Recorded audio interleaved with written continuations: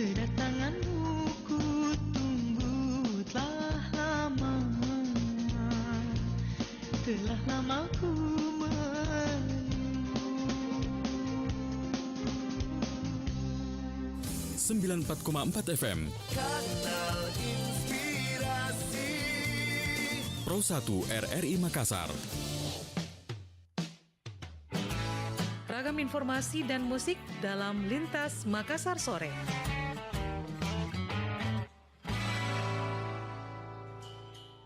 Gempa bumi dengan kekuatan 3,0 magnitudo. Hujan deras yang mengguyur wilayah Paten Luwu sejak kemarin mengakibatkan Terjadinya longsor di jalan desa di Kampung Baru. Saatnya kita ikuti program Kentongan Radio Tanggap Bencana RRI Makassar.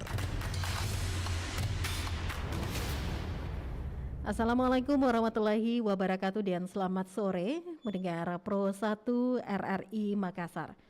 Saya Arti Alfian yang menyapa Anda di Dialog Kentongan Radio Tangga Bencana untuk kesempatan hari ini, hari Selasa di 31 Mei 2022. Dan pendengar, untuk kebersamaan kita di Dialog Kentongan Tangga Bencana sore hari ini kita akan coba membahas topik kita, menjaga keselamatan pelayaran antar pulau. Dan sebentar juga akan hadir narasumber kita ya di kesempatan sore hari ini untuk sama-sama berbincang terkait bagaimana sebenarnya cara dalam menjaga keselamatan pelayaran antar pulau khususnya di Sulawesi Selatan. Seperti yang kita ketahui bersama pendengar ya, dari hasil informasi tenggelamnya KM Ladang Pertiwi 02 yang sudah sempat kita bahas juga di kebersamaan kita di hari Senin kemarin di Dialog Interaktif Lintas Makassar pagi. Ini kita coba bahas kembali di Dialog Kentongan Tanggap Bencana untuk Anda semua di kesempatan saat ini. Dan baiklah, sebentar kami akan coba menghubungi narasumber kita ya. Yang pertama ini ada Pak Hanafi Hamzah. Beliau adalah Kabid Pelayanan Jasa dan Informasi BMKG Sulawesi Selatan yang juga turut akan berbincang bersama dengan kita saat ini di Dialog Kentongan Tanggap Bencana RRI Makassar. Waktunya Kentongan. Siapa yang paling banyak menyelamatkan korban bencana alam dari reruntuhan? A. Tetangga. B. Pemadam kebakaran. C. Tenaga medis. Jawabannya adalah A. Tetangga. Karena tenaga medis dan pemadam kebakaran jumlahnya tidak cukup banyak, maka tetangga terdekat yang paling banyak menyelamatkan ketika terjadi bencana. Pesan ini disampaikan oleh Radio Republik Indonesia. 94,4 FM Pro 1 RRI Makassar, Kanal Inspirasi.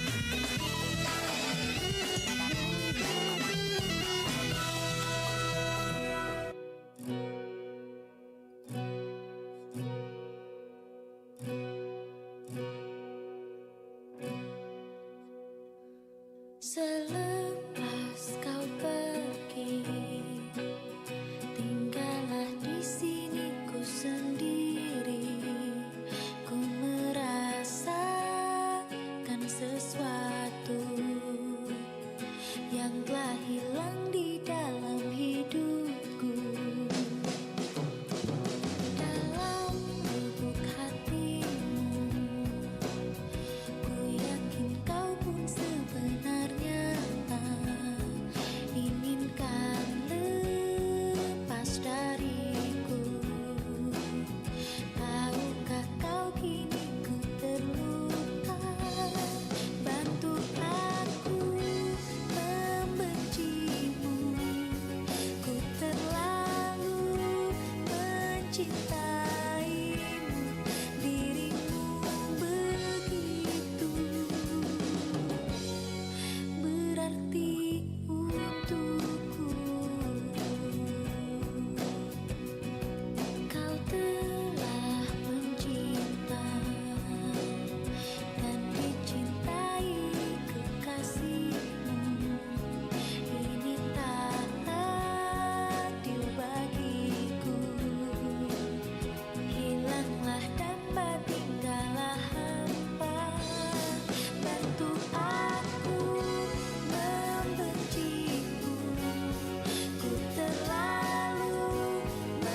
mencintaimu, dirimu begitu berarti untukku.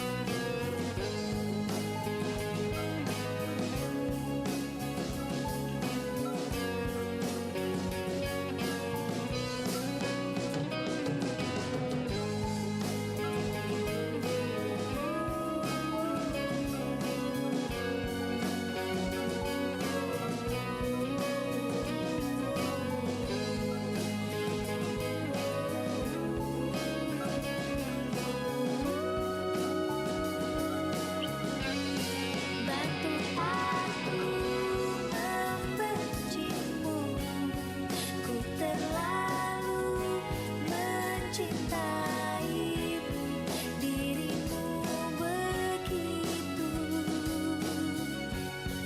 berarti untukku. Lupakanku dalam hidupmu yang pernah mencintaimu, kau memang tercipta bukanlah untukku. Selepas kau pergi, tinggallah di sini ku sendiri. Ku merasakan sesuatu yang telah hilang di dalam hidupku.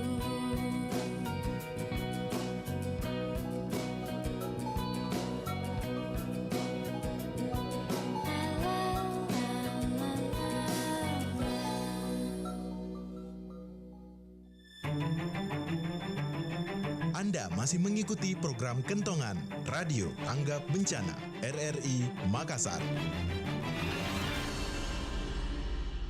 Terima kasih kami ucapkan untuk Anda semua pendengar Pro 1 RRI Makassar yang masih terus setia bersama kami di Dialog Kentongan Tangga Bencana untuk edisi hari ini Selasa 31 Mei 2022 bersama saya Arti Alfian. Dan kita masih akan membahas topik kita pendengar terkait menjaga keselamatan pelayaran antar pulau, dan kita akan coba perbincangkan ini dengan narasumber kita ya. Ada Pak Hanafi Hamzah. Beliau adalah Kabid Pelayanan Jasa dan Informasi dari BMKG Wilayah 4 Kota Makassar. Dan sebentar juga ada Kapten Yohanis Kosotedang selaku Kepala Bidang Keselamatan Berlayar Kantor Syah Bandar Utama Makassar yang akan coba bersama-sama dengan kita ya membahas terkait topik kita menjaga keselamatan pelayaran antar pulau. Sebenarnya seperti apa prosedur yang baik ya untuk menjaga keselamatan pelayaran antar pulau khususnya yang ada di Sulawesi Selatan, sehingga kejadian kecelakaan di laut yang seperti yang sudah kita bahas kemarin ini terkait tenggelamnya KM Ladang Pertiwi 02 di Kabupaten Pangkep ini tidak terulang pendengar. Seperti apa prosedur-prosedur saat kapal itu laik untuk berlayar ya, sehingga keselamatan penumpang dan juga para ABK ini terjamin. Inilah yang akan coba kita perbincangkan bersama dengan dua narasumber kita. Namun yang pertama ini hadir dari pihak BMKG, kita juga ingin mengetahui seperti apa informasi cuaca selama sepekan terakhir dan menyikapi cuaca ekstrim yang terjadi akhir-akhir ini khususnya di wilayah Sulawesi Selatan. Sebenarnya seperti apa yang harus dilakukan khususnya yang berkecimpung di bidang pelayaran agar selalu safety, aman ya, meskipun melakukan pelayaran antar pulau pendengar.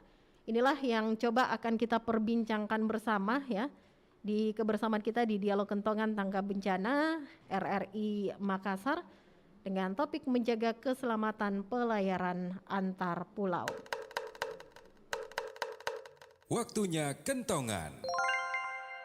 Berapa kecepatan gelombang tsunami? A. Secepat anak-anak berjalan. B. secepat sprinter Usain Bolt.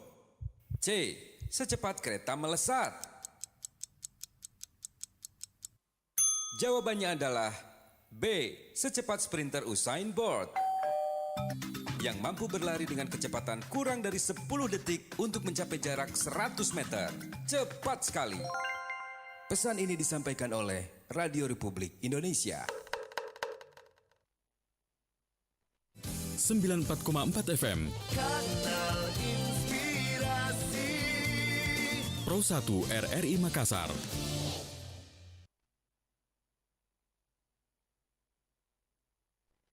Sembilan 4,4 FM Kanal Inspirasi Pro 1 RRI Makassar. Anda masih mengikuti program Kentongan Radio Tanggap Bencana RRI Makassar. Dan baiklah pendengar Pro 1 RRI Makassar di Dialog Kentongan Tanggap Bencana untuk edisi hari ini Selasa 31 Mei 2022. Kami sudah bersama dengan Kapten Yohanes Kosotedang ya. Beliau adalah Kepala Bidang Keselamatan Berlayar Kantor Syah Bandar Utama Makassar. Kita menyapa, Assalamualaikum, selamat sore Kapten Yohanes. Waalaikumsalam, selamat sore Bu. Kita bertemu kembali ini Pak Kapten ya. Iya Bu, silakan. Oke, ini kita coba membahas topik kita menjaga keselamatan pelayaran antar pulau, dan mungkin ini juga boleh dikatakan menjadi kelanjutan dari kebersamaan kita di hari kemarin ya di Dialog Interaktif Lintas Makassar pagi, yang kita masih membahas terkait tenggelamnya KM Ladang Pertiwi 02 di Kepulauan Pangkep. Namun khusus di Dialog Kentongan kita membahas menjaga keselamatan pelayaran antar pulau, dan mungkin bisa kembali diinformasikan kepada seluruh masyarakat ini Kapten Yohanes, seperti apa sebenarnya prosedur pelayaran yang baik ini? Silakan. Ya, baik Bu. Jadi saya mencoba menjelaskan bahwa keselamatan berlayar itu adalah sangat penting untuk keselamatan jiwa di laut bagi orang-orang yang menggunakan transportasi laut dengan kapal laut. Oleh sebab itu, sebuah kapal yang akan mau dinaiki oleh penumpang atau masyarakat, penumpang itu harus memastikan bahwa kapal yang dinaiki itu atau yang ditumpangi itu adalah benar-benar kapal penumpang yang laik laut atau laik berlayar, dengan pengertian bahwa kapal itu memenuhi persyaratan konstruksi, perlengkapan, permesinan, pengawakan, dan alat-alat keselamatan lainnya, serta alat-alat navigasi tersedia di kapal itu sendiri, Bu. Demikian. Jadi memang ada banyak hal atau prosedur yang harus dilakukan setiap pelayaran itu akan dilakukan ya, sehingga dikatakan laik untuk melakukan pelayaran ya, Kapten Yohanes. Iya Bu. Memang banyak sekali ketentuan atau persyaratan yang harus dimiliki oleh sebuah kapal yang dinyatakan bahwa dia laik untuk berlayar ke laut. Jadi jenis kapal itu kan banyak Bu ya. Ada tipe kapal penumpang, ada tipe kapal barang, ada kapal layar motor, ada kapal perikanan dan lain sebagainya. Nah, namun dari semua kapal-kapal itu juga sudah ditentukan oleh pemerintah bahwa yang boleh mengangkut penumpang itu sendiri adalah kapal yang sudah dikategorikan sebagai kapal penumpang. Oleh karena kapal penumpang itu sudah dilengkapi dengan berbagai macam alat-alat keselamatan dan keperluan lainnya untuk penumpang bila mana sedang berlayar atau menggunakan kapal tersebut. Demikian Bu. Lantas seperti apa ini kapal tersebut sudah dikategorikan laik untuk berlayar, Pak Kapten Yohanes? Ya. Kapal itu dinyatakan layak untuk berlayar bila mana seluruh dokumen kapalnya itu terupdate atau terverifikasi terakhir memenuhi persyaratan dan masih berlaku dalam sepanjang waktu yang telah ditentukan, seperti dokumennya, sertifikatnya, dan lain sebagainya, karena dia punya batas waktu, batas limit waktu daripada dokumennya dimiliki oleh sebuah kapal itu untuk dinyatakan bahwa sepanjang dokumennya itu masih valid, masih berlaku, maka kapal tersebut dinyatakan laik laut untuk melakukan suatu pelayaran. Meskipun ini sudah memiliki dokumen dan dikategorikan laik untuk berlayar, Kapten Yohanes. Nah sebenarnya tidak tidak tertutup kemungkinan proses pengawasan juga ini penting dilakukan. Lantas bagaimana sebenarnya proses pengawasan yang harus dilakukan sebelum kapal itu dikategorikan ini bisa melakukan pelayaran khususnya antar pulau di Sulawesi Selatan, Kapten Yohanes? Ya baik Bu. Jadi sebuah kapal itu sebelum melakukan suatu pelayaran, terlebih dahulu pemilik kapalnya atau keagenan kapalnya atau pengurus kapalnya mengajukan permohonan kepada pihak bandar untuk persetujuan diterbitkannya sebuah surat namanya surat persetujuan belayar. Nah, surat persetujuan belayar itu kalau kategori kapal niaga atau kapal yang selain kapal ikan itu diajukan kepada Kesebandaran Utama Makassar, khususnya di Makassar, dan di Kesebandaran di daerah lain pun juga perlakuannya sama. Nah, kemudian kalau untuk kapal motor nelayan, itu pengajuan surat permohonan persetujuan belayarnya itu disampaikan kepada Bandar Perikanan. Demikian, Bu. Nah, sewaktu kemarin ini mungkin kita sudah perbincangkan di dialog interaktif Lintas Makassar pagi nih ya, Kapten Yos. Kita berkaca dengan kasus kecelakaan laut ini, tenggelamnya KM Ladang Pertiwi 02 yang kemarin sudah kita bahas. Yang Kapten Yohanes juga sudah sempat informasikan kalau pihak dari KM Ladang Pertiwi 02 ini tidak ada laporan yang masuk sebelum melakukan pelayaran. Nah, ini kan tentunya dikategorikan tidak memenuhi aturan sehingga bisa melakukan pelayaran. Bagaimana tanggapan Anda, Kapten Yohanes? Iya, benar sekali. Karena setelah kita verifikasi ke lapangan, cek dengan petugas kita yang ada di lapangan di pos Potre, karena kapal tersebut dinyatakan bahwa sedang berlayar, namun ketika kami cek di pelabuhan pos Potre, menanyakan apakah ada kapal seperti ini berangkat dari pelabuhan Potre dan melapor kepada pihak Sabandar di pos Potre, khususnya Sabandar utama ya, atau Sabandar umum. Dan teman-teman di pelabuhan Potre menyatakan bahwa tidak ada laporan sama sekali, tidak ada pemberitahuan kedatangan kapalnya, dan juga kapal tersebut juga berangkat tanpa pemberitahuan kepada petugas yang ada di sana, sehingga petugas pun juga tidak bisa memastikan apakah kapal itu layak laut atau tidak, karena kapal itu berangkat tanpa diperiksa oleh petugas Kesebandaran Utama Makassar ataupun juga petugas Sabandar dari Pelabuhan Perikanan. Itulah sebabnya kami mengatakan bahwa kapal yang berangkat tanpa diterbitkan suatu surat persetujuan belayar itu sudah merupakan suatu kesalahan atau kelalaian daripada pihak pengurus kapal atau juga pihak nakoda, di mana dia telah memberangkatkan kapalnya tanpa ada surat persetujuan belayar, sehingga tidak ada yang bisa memastikan, tidak ada bisa mengetahui bahwa apakah kapalnya itu layak untuk berlayar atau tidak. Sebab yang menentukan, yang memastikan kapal itu layak berlayar itu setelah petugas kami mendapat surat permohonan berlayar itu, maka petugas kami akan memeriksa terlebih dahulu dokumen-dokumen kapalnya. Kemudian dokumen kapalnya itu apakah masih valid atau tidak. Kemudian dilihat juga alat-alat keselamatannya di kapal itu apakah tersedia atau tidak. Nah, dengan demikian hasil pemeriksaan petugas kami di lapangan itu akan memastikan, akan mengambil suatu kesimpulan bahwa kapal ini bisa diterbitkan surat persetujuan belayarnya karena dari semua dokumennya dan persyaratan keselamatannya, alat-alat keselamatan dan alat-alat navigasi lainnya serta pengawakannya sudah memenuhi persyaratan, dan muatan yang dibawa itu juga sesuai dengan ketentuan atau sesuai dengan peruntukan daripada kapal itu sendiri. Dan bila mana kapal itu ternyata memuat muatan yang bukan muatannya, misalnya seperti mengangkut penumpang, maka petugas kami tidak akan menerbitkan surat persetujuan belayar, dan penumpang tersebut terlebih dahulu turun dari kapal, baru kapal itu dalam kondisi tanpa penumpang, dia hanya boleh berangkat dengan ABK dan muatannya sendiri. Demikian, Bu. Lantas bagaimana dari pihak kantor Syahbandar Utama Makassar ini menyikapi hal ini, Kapten Yohanes? Apakah sudah akan diberikan sanksi kepada pemilik kapal atau bagaimana kelanjutannya ini?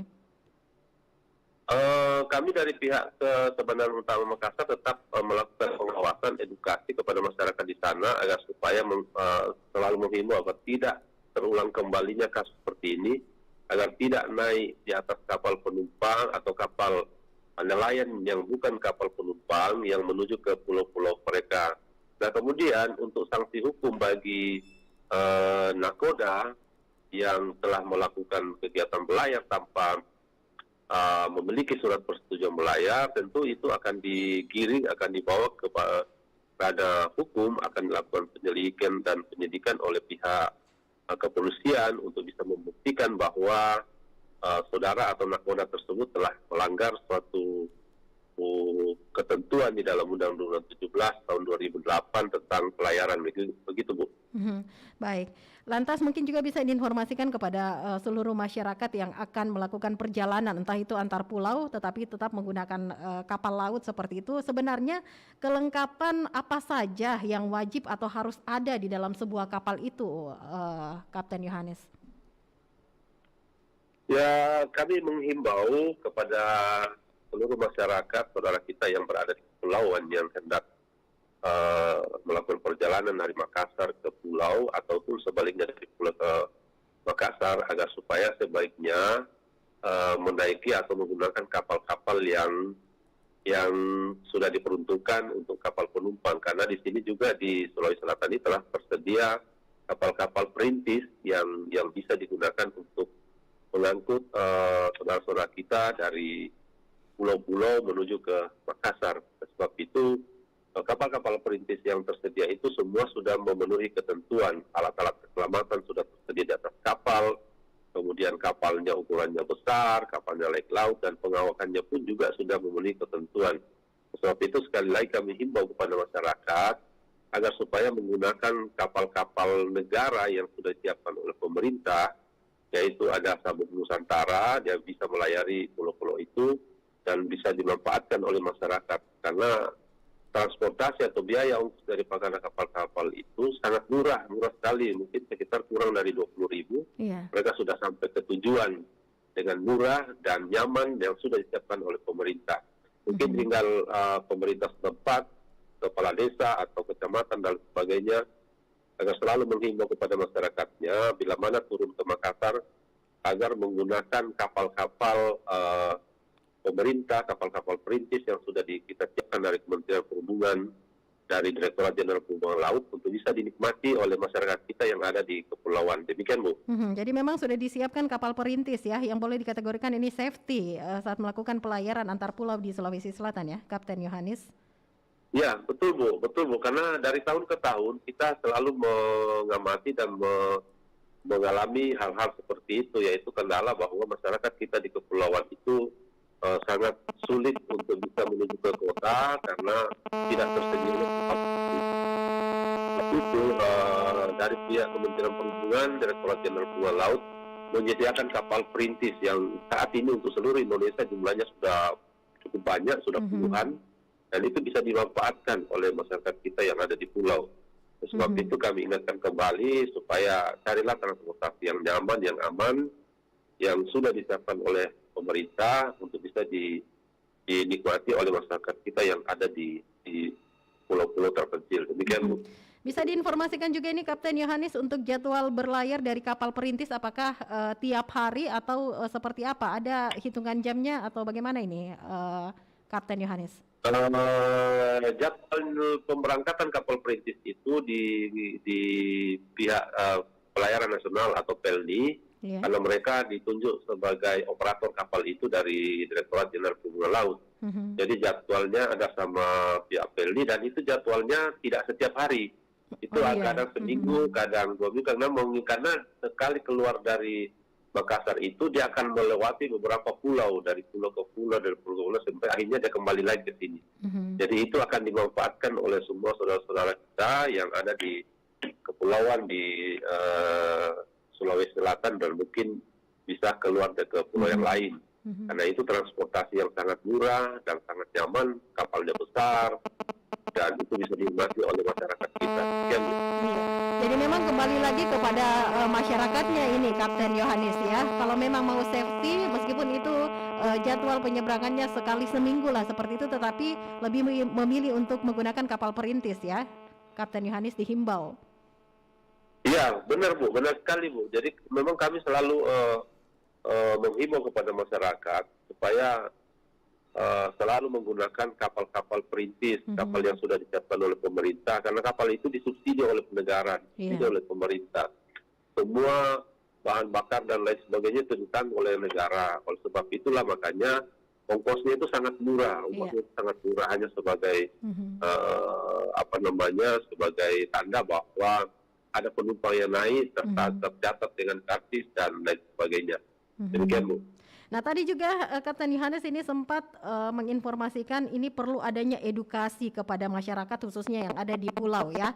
Ada habit atau kebiasaan ini Kapten Yohanes yang boleh dikatakan masyarakat ini karena kebiasaan justru lebih menganggap ini merupakan hal yang biasa ketika melakukan penyeberangan antar pulau. Lantas bagaimana sebenarnya ini untuk mengubah kebiasaan mereka ini sehingga tidak bermain-main dengan keselamatan, lebih mementingkan nyawa dibandingkan dengan kebiasaan-kebiasaan mereka yang menganggap santai untuk ketika melakukan penyeberangan begitu?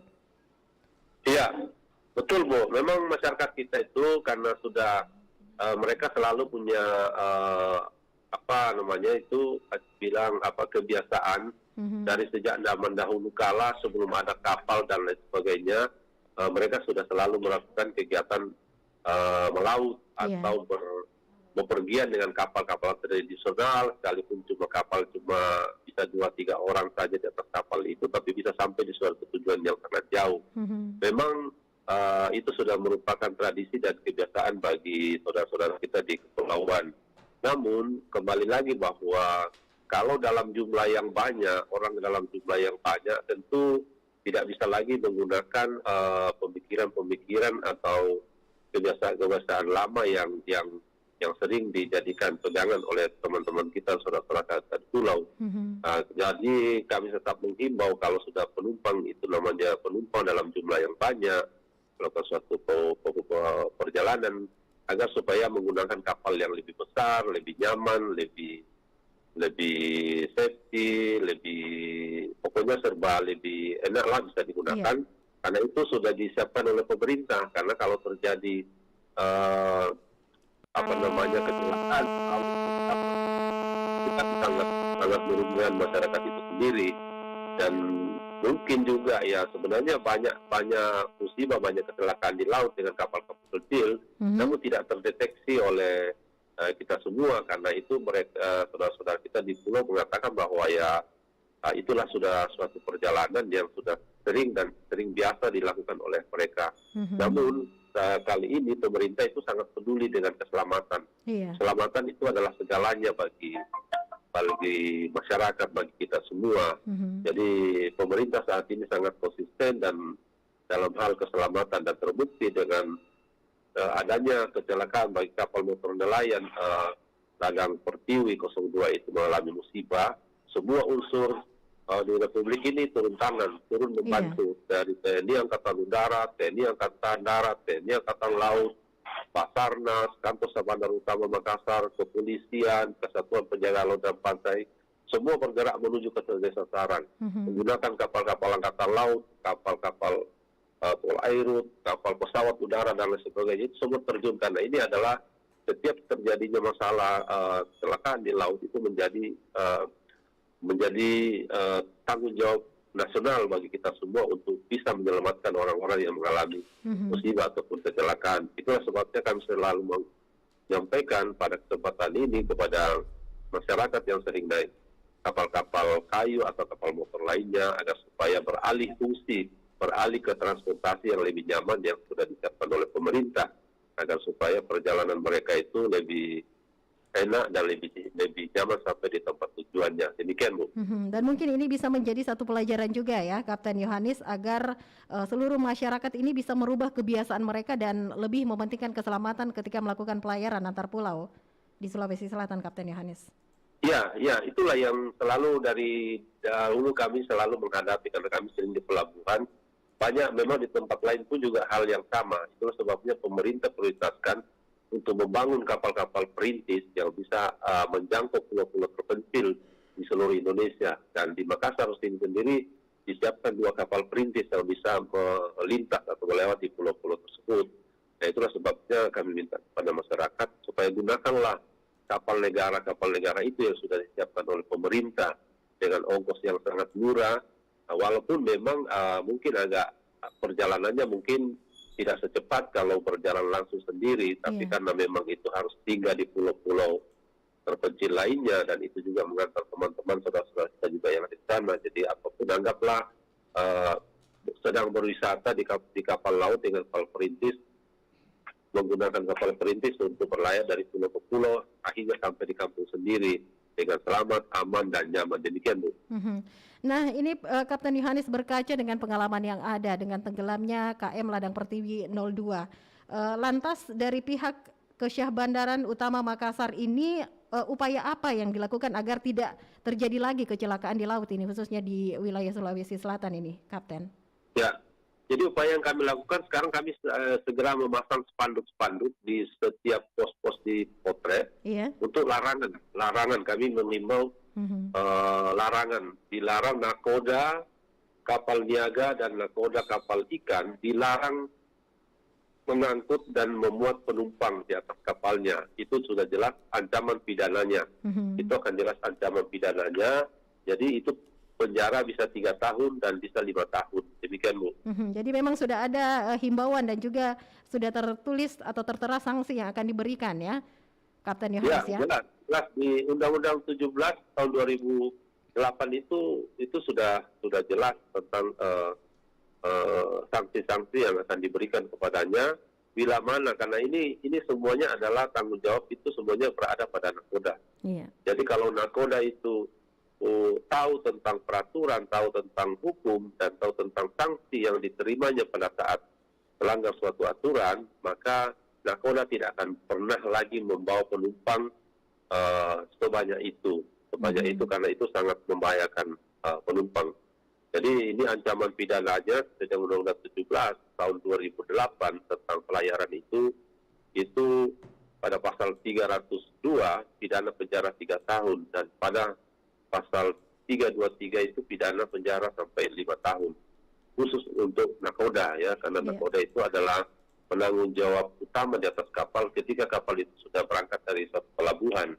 Jadi apapun resikonya, apapun alasannya nanti, alibinya nanti, yang pasti kalau terjadi korban jiwa dan menghilangkan nyawa atau menghilangkan orang lain, itu sudah jelas sanksi pidananya. Demikian, Bu. Dan semoga ini menjadi efek jera juga ya bagi para nakoda ataupun juga pemilik kapal dalam tanda kutip ini nakal yang tidak melapor terlebih dahulu sebelum melakukan pelayaran ya, Kapten Yohanes. Memang ini efek jerah bagi para nakoda kapal niaga atau kapal nelayan yang membawa penumpang itu tanpa mengantongi sebuah surat persetujuan berlayar dan membawa penumpang itu dan mengalami kecelakaan, maka sudah pasti bahwa sanksi hukum sudah menunggu. Demikian, Bu. Yang terakhir mungkin ini Kapten Yohanes, ada harapan atau himbauan yang ingin disampaikan kepada seluruh lapisan masyarakat ini terkait topik kita menjaga keselamatan pelayaran antar pulau. Silakan Kapten Yohanes. Ya baik, kami dari Kantor Kesyah Bandaran Utama Makassar sangat mengharapkan kepada seluruh masyarakat Kota Makassar atau Sulawesi Selatan yang masih menggunakan transportasi dari pulau ke pulau dengan menggunakan kapal nelayan, kami sangat mengharapkan agar supaya beralih kepada kapal-kapal perintis yang sudah disiapkan oleh negara, oleh pemerintah, oleh Direktorat Jenderal Perhubungan Laut, agar supaya perjalanan daripada saudara-saudara kita, masyarakat kita di pulau-pulau itu bisa selamat dan nyaman sampai di pelabuhan tujuan. Jadi kalau mereka sudah bisa menggunakan transportasi yang sudah disiapkan oleh pemerintah, tentu kami dari pihak Kesyah Bandaran Utama Makassar pun juga sangat apresiasi kepada masyarakat yang sudah mulai beralih transportasi dari tradisional ke modern, karena kapal-kapal negara atau kapal perintis yang kita siapkan itu sudah termasuk kapal-kapal modern yang sekarang ini bisa dimanfaatkan oleh seluruh masyarakat. Dan ini bukan cuma di Makassar saja kami siapkan kapal-kapal perintis, tapi hampir di seluruh Indonesia kami sudah siapkan. Namun masih ada beberapa pelabuhan lain yang masih sedang disiapkan juga untuk supaya bisa ke depannya seluruh masyarakat kita di seluruh Indonesia boleh menikmati kapal-kapal negara atau kapal perintis yang bisa menjangkau seluruh kepulauan-kepulauan untuk memenuhi kebutuhan-kebutuhan pokok mereka sehari-hari, karena tanpa kapal perintis dan tanpa kapal negara itu tentu mereka akan selalu berusaha untuk menggunakan kapal-kapal tradisional untuk menuju ke suatu pelabuhan untuk membeli kebutuhan-kebutuhan mereka, apakah dia sembako atau bahan bangunan dan lain sebagainya. Nah, dengan adanya kapal perintis, semua kegiatan, semua kebutuhan aktivitas mereka di pulau-pulau itu bisa diangkut dengan kapal perintis dengan aman dan selamat sampai ke pelabuhan tujuan. Demikian, Bu. Baik, terima kasih Kapten Yohanes Koso Tedang sudah bersama kami di Dialog Kentongan Tangga Bencana untuk hari ini ya. Sehat dan sukses selalu ini mengedukasi masyarakat ini, Kapten. Assalamualaikum warahmatullahi wabarakatuh. Baik, terima kasih. Assalamualaikum, salam sehat selalu. Salam sehat selalu. Waalaikumsalam warahmatullahi wabarakatuh. Baiklah pendengar Pro 1 dari Makassar, demikian tadi kita sudah bersama dengan Kapten Yohanes Koso Tedang. Beliau adalah Kepala Bidang Keselamatan Berlayar Kantor Syah Bandar Utama Makassar yang sudah sedikit banyak ini mengedukasi kita, menginformasikan ke ruang dengar Anda bagaimana sebenarnya menjaga keselamatan pelayaran antar pulau ya. Kebiasaan-kebiasaan yang ada saat ini bisa dihilangkan khususnya untuk yang tinggal di sekitaran pulau ya, sehingga lebih mementingkan keselamatan nyawa ketimbang waktu berburu untuk melakukan penyeberangan antar pulau. Tetap bersama kami di Dialog Kentongan Tangga Bencana. Anda masih mengikuti program Kentongan Radio Tanggap Bencana RRI Makassar.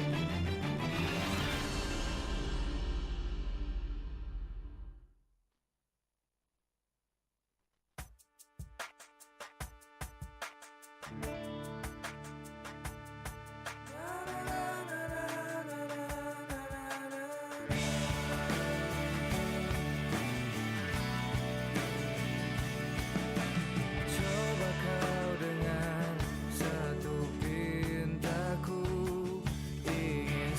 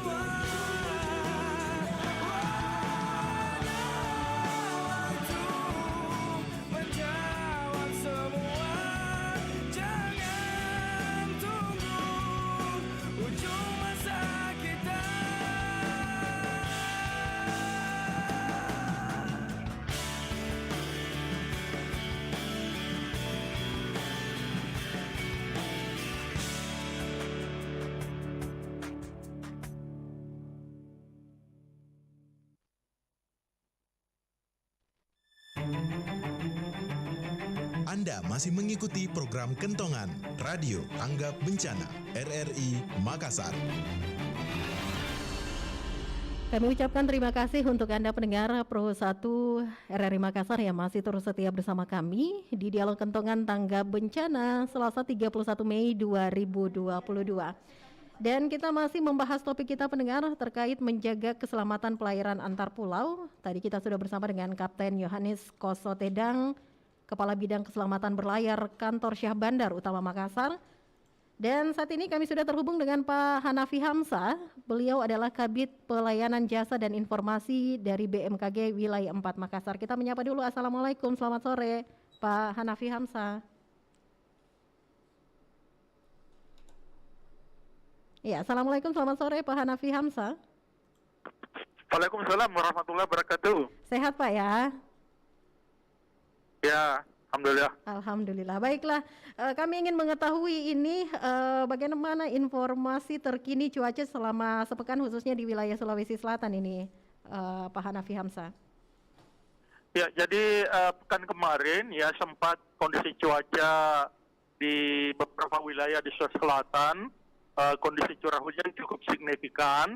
Tetapi memasuki minggu ini, mulai dari hari Senin, sekarang hari Selasa, Rabu, itu kondisi cuaca sudah mulai membaik ya, terutama untuk wilayah pantai barat Sulawesi Selatan, mulai dari Parepare, kemudian Baro, Maros, Makassar, Gua Takalar, Jenet Pontong. Kondisi hujan kemungkinan kalaupun terjadi adalah dalam kriteria ringan hingga sedang ya, ringan hingga sedang. Sedangkan kondisi hujan yang mungkin agak lebat itu kita pantau di Sulawesi Selatan bagian tengah daerah pegunungan hingga ke Sulawesi Selatan bagian timur di sekitar Teluk Bone, kemudian Sulawesi Selatan bagian utara. Nah ini periode untuk Mei Juni, kondisi dengan curah hujan yang cukup lebat memungkinkan terjadi di wilayah-wilayah tersebut. Terkadang ini cuaca ekstrim ini menghampiri sebagian wilayah yang ada di Sulawesi Selatan, Pak Hanafi. Nah, menyikapi cuaca ekstrim akhir-akhir ini, seperti apa sebenarnya yang harus dilakukan, khususnya yang berkecimpung di bidang pelayaran agar selalu safety dan aman saat melakukan pelayaran ini?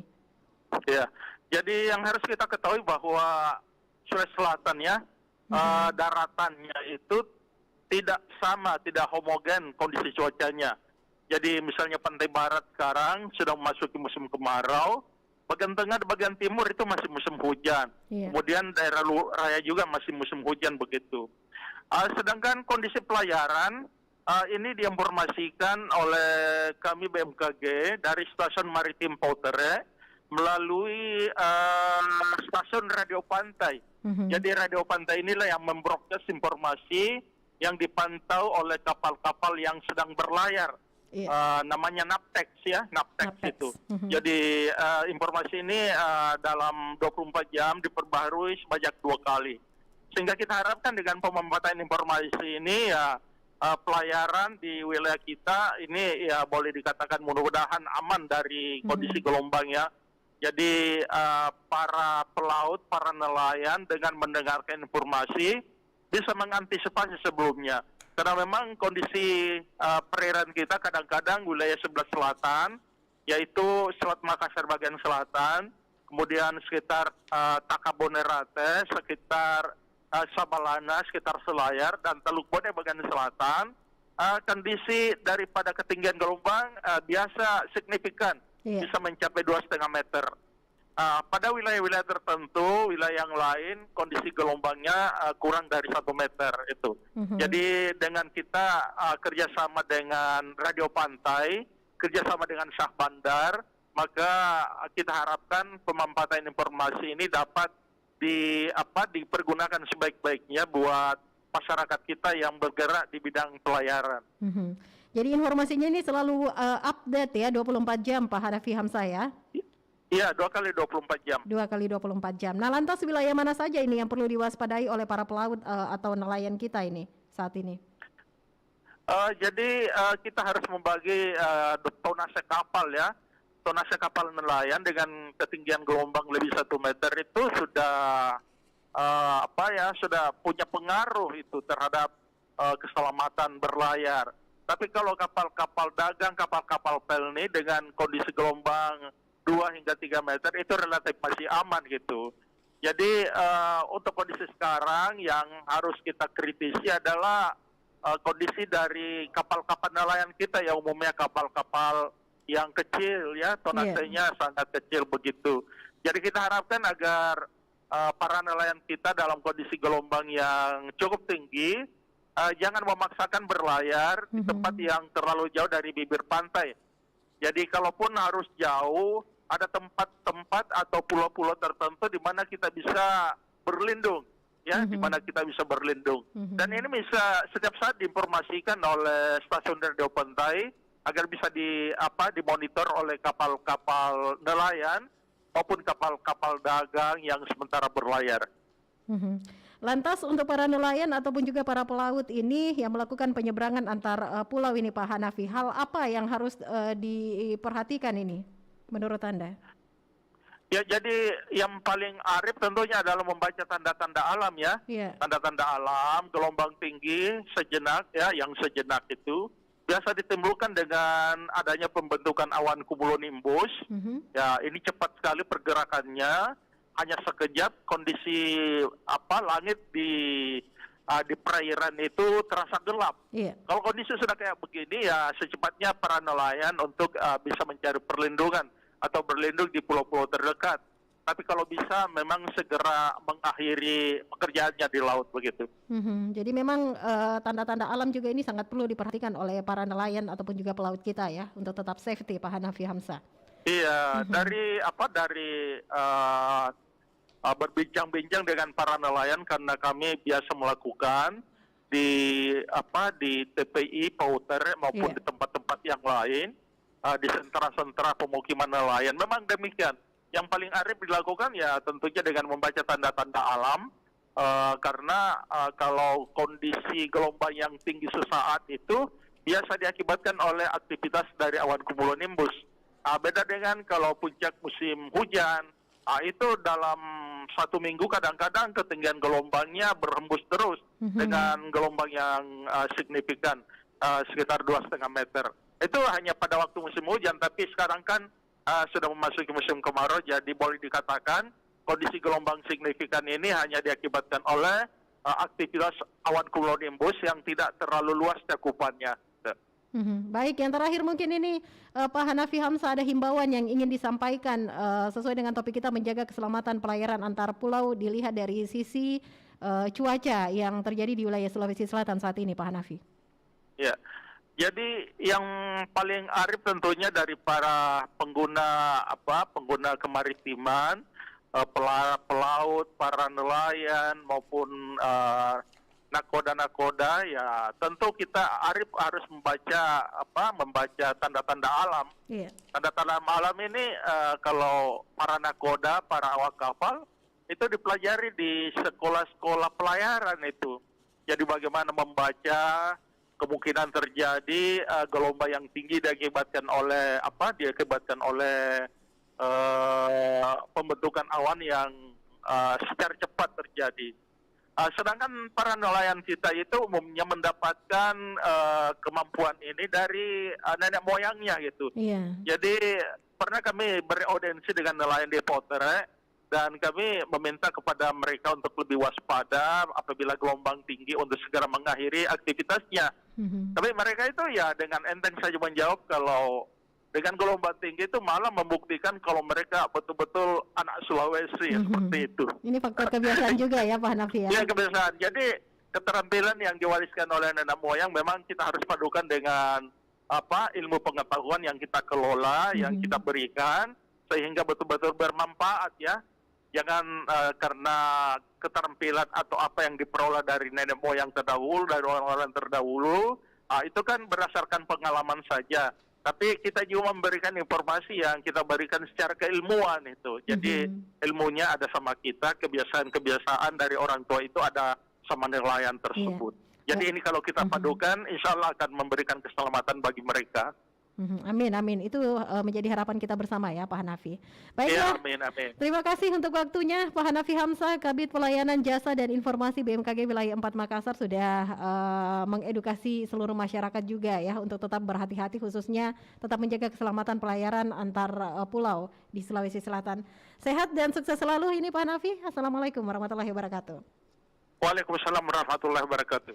Dan baiklah pendengar Pro 1 RRI Makassar, saya Arti Alfian menutup kebersamaan kita di Dialog Kentongan Tanggap Bencana untuk edisi hari ini, Selasa 31 Mei 2022. Semoga informasi-informasi yang kami hadirkan di ruang dengar Anda bisa bermanfaat, dan yang paling penting tetap menjaga keselamatan khususnya untuk Anda yang sering melakukan pelayaran antar pulau di Sulawesi Selatan. Assalamualaikum warahmatullahi wabarakatuh. Gempa bumi dengan kekuatan 3,0 magnitudo. Hujan deras yang